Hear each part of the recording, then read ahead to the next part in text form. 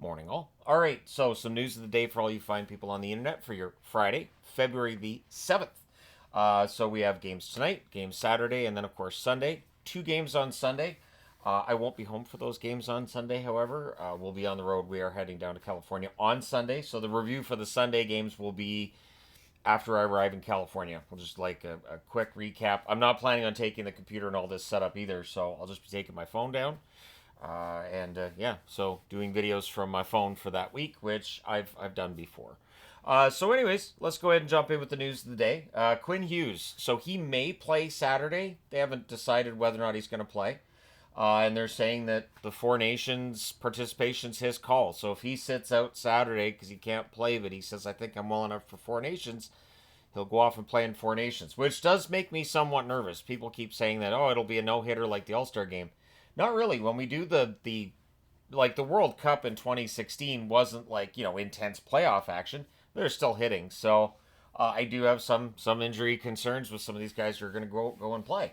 Last night, Alex Ovechkin took his goal streak to 4 games. And it's funny, too, because if he goes a couple of games without a goal, or if he has goals in a couple of games back-to-back, immediately all the conversation is, will he break the record this season or next? And as soon as he goes cold, it's nah. I haven't really changed my opinion on it. I don't think he gets there this season. If he does, it'll be near the end of it. I think it'll probably be early next season. I haven't really changed my mind on that. Fedotov last night also became the 180th goaltender that he has scored on. So a lot of goalies that he has scored on in his career, and we know that he'll pass Gretzky. It's just a matter of when. Crosby won't play tonight against the Rangers. So Crosby's status for Four Nations definitely up in the air. And the projected roster for Pittsburgh was posted on the formerly known as Twitter. And that lineup tonight, no Malkin, no Crosby. That forward group, it's rough. That is definitely not the greatest of forward groups when you don't have a Crosby or Malkin out there for them. They've called up Bemstrom, so Bemstrom has a little bit of offensive acumen to his game. We'll see how things turn out for Pittsburgh tonight. If they do somehow pull off a victory and get 2 points, it won't be the first or the last time that an NHL team has put out a roster that you look at and go, that team can't win, and then they do. So we'll see what happens.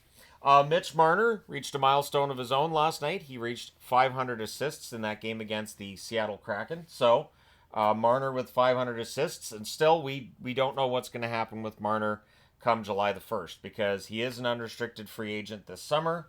I think the Leafs are going to do everything they can to hold on to him. I think the salary cap going up definitely helps the Leafs out if they want to keep Marner and Tavares.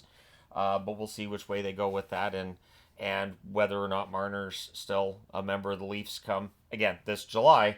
There's absolutely zero chance, I don't think, of seeing any kind of trade, even if he said, I don't really want an extension. I don't think the Leafs want to break anything up going into the playoffs. I think they want to give this group another shot and see what they can do. Zach Werenski got his 58th point last night. 58 points apparently is the record in a season for Columbus defensemen. So Werenski's having himself a fantastic season. I don't know if he's going to win the Norris or not, but it is a 3-way race between Makar, Hughes, and Werenski, and not necessarily in that order, right?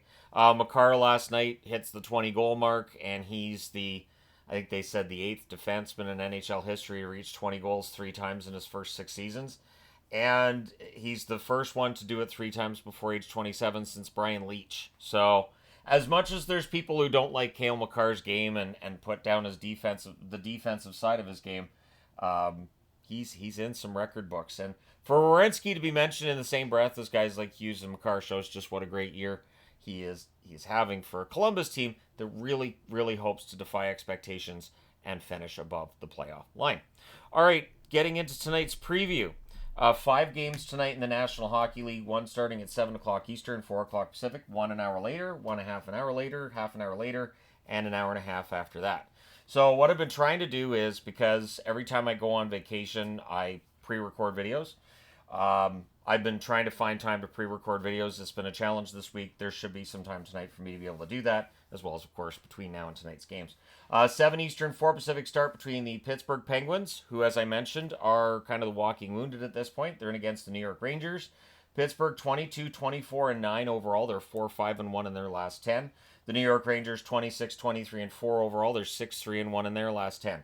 So for the New York Rangers, things seem to be turning around again.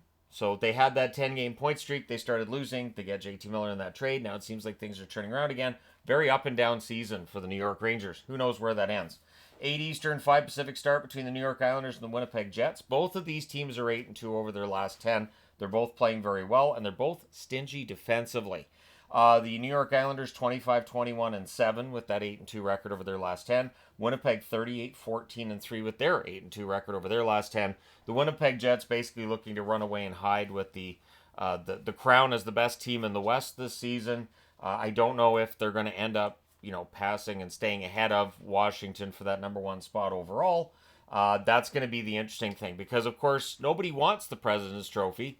No team that wins the President's Trophy wins the Stanley Cup. So it will be interesting to see how that all turns out. 8:30 Eastern, 5:30 Pacific start between Nashville and Chicago. Nashville 18, 27, and 7 overall. They're 5 and 5 in their last 10.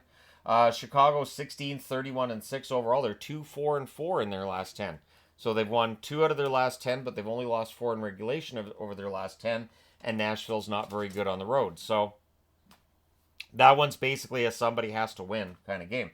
9 Eastern, 6 Pacific start between Colorado and the Edmonton Oilers. The Avalanche 32, 22, and 2 overall. They're 5, 4, and 1 in their last 10, and coming off that win in Calgary last night. The Oilers 34, 16, and 4 overall. They're 6, 3, and 1 in their last 10. So this is one where the Oilers, I think, should try to jump on Colorado early. I would think Wedgwood probably starts this game. Make him doubt himself, get a goal early, that kind of thing. And who knows what might happen. So for the Oilers, they're still in that dogfight with Vegas for first place in the division, and they want to stay as far ahead of Vegas as possible. If Edmonton could win the division this year, that'd be very interesting to see how the matchups would work, because you could potentially have Edmonton and Vancouver in the first round. I'd rather not, but we could. 10:30 Eastern, 7:30 Pacific. It's just the comment section when Vancouver and Edmonton play each other is just, well, it's a treat, really. Anyways, 10:30 Eastern, 7:30 Pacific start between Dallas and the LA Kings. So there is a 7:30 start every night until, Sunday. There isn't one Sunday because Super Bowl Sunday, right? Dallas 34, 18, and 1 on the season, 6 and 4 in their last 10. The LA Kings 28, 17, and 6 overall. They're 4, 5, and 1 in their last 10. And I think the Kings are starting to turn things around. And yes, being at home definitely helps them. They're a really good home team. Dallas has been better on the road lately, but being in LA, we'll see how that ends up going for them tonight. So those are the 5 games tonight. Let me know your picks in the comment section below as always, or let me know your thoughts about any of the items on this board that you choose to discuss. Thank you guys so much for all your support as always. Hit like and subscribe if you haven't done so already. I will talk to you again soon.